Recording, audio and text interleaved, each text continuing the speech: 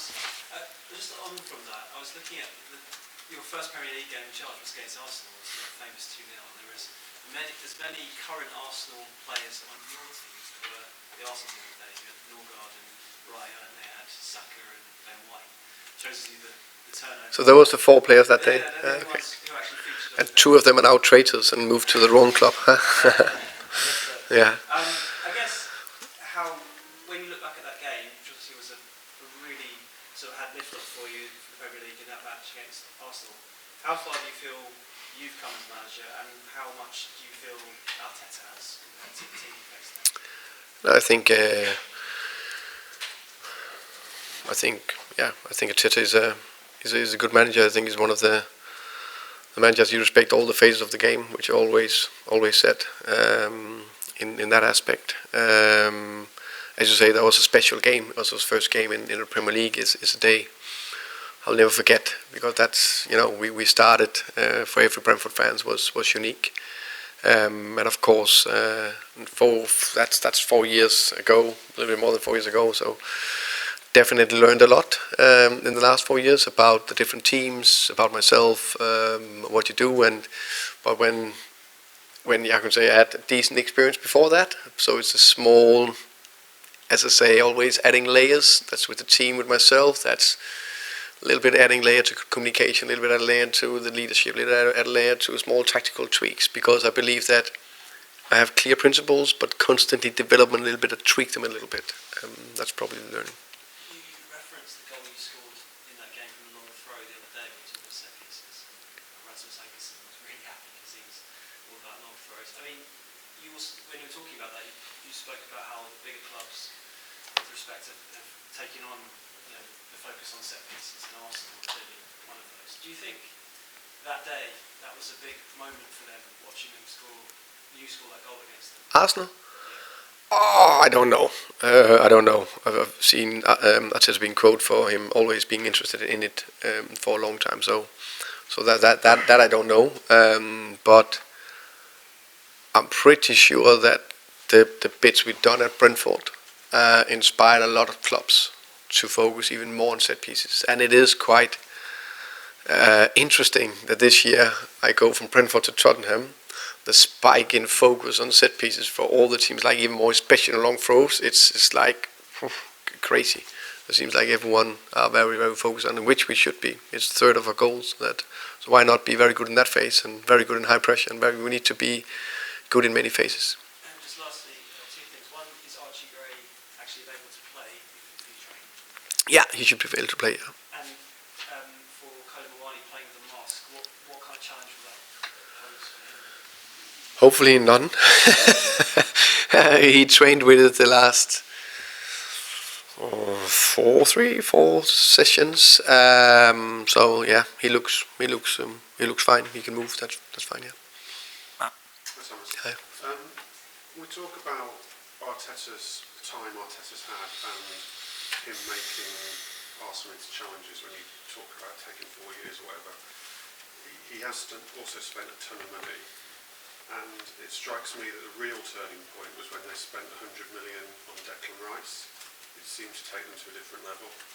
Your predecessor, Ange, said that Tottenham, in his view, would never spend £100 million on a player. Obviously, it was a different setup then. So now, knowing the setup now, do you see a day where Tottenham could spend £100 million on a player? In the next 50 years, then yes. That's a good question. I think there's a lot. It's very evident that every successful club, not for 1 year, but like not only a dynasty, but over years, let's say 5, 6, 7 years, to build that, you need a combination of time and do the processes all the time. So depending on where the team come from. So of course, so you go from here, you need to go here, take a little bit longer time. If you're here, then you maybe can do a little bit quicker. But to stay up there is still very difficult. So time and process for everyone involved.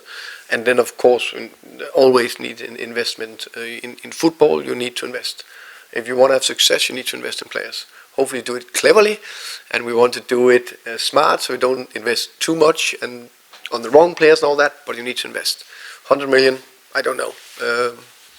Let's see. I mean, I don't think we are close to spend 100, let me put it that way, but I don't know. But let's see what will happen in the future. and to actually catch Arsenal, to get onto that level consistently of Arsenal, whether it's 100 million or not, and you've sort of answered that, but you will have to spend a lot of money, won't you? You can only do so much. I mean, it's there for everyone to see. You have to spend that money. Yeah, I think I'm a big believer that we need to develop the players, and we have. And I think if we do that, it's about how can I say, if you can develop players that not all of them should cost whatever 60, 70, 80, 90, whatever the amount is, because I think no one have done that. Liverpool didn't do that for them to go to the top. Even City haven't done that. So you need to be good to develop the players, which I believe that we are and we will be very good at. But then, of course, you also need to invest in the right potential of a player. And potential can be 22 years old, it can be 26. Declan Rice is a good example. How old was he? 24, 25, something like that. But anyway, when he was bought, I think that's important. No one achieved the top without investing as well. And the Lewis family, without quoting figures, I'm not after figures on this question, but of the Lewis family, they've put a message out of sustained success. So internally, have they said enough to assure you that they realise that that's what will need to happen? They definitely said that they are all in for the club. They want to be here for the long term, and they want to have success. That's of course a little bit big headlines. We'll see what's happening in the future, but I'm confident that they will back us to do everything we can to build a successful club. It's very, very difficult to give a specific answer on it, and I think it's very good. I'm very good at talking up here, but about showing it out there on the pitch consistently after setbacks. Same with them, in the best positive way. That's what we need to do together. Did you think you had Eze? Yeah. What? Sorry. Did you think you had Eze? Who's Eze? Eze.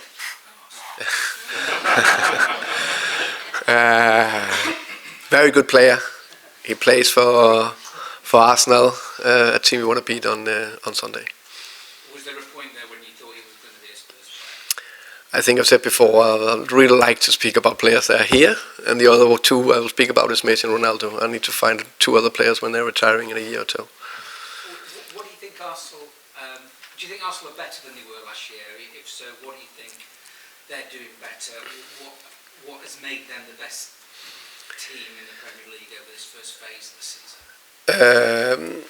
I think we don't want to praise them too much, Arsenal in general, but also we need to.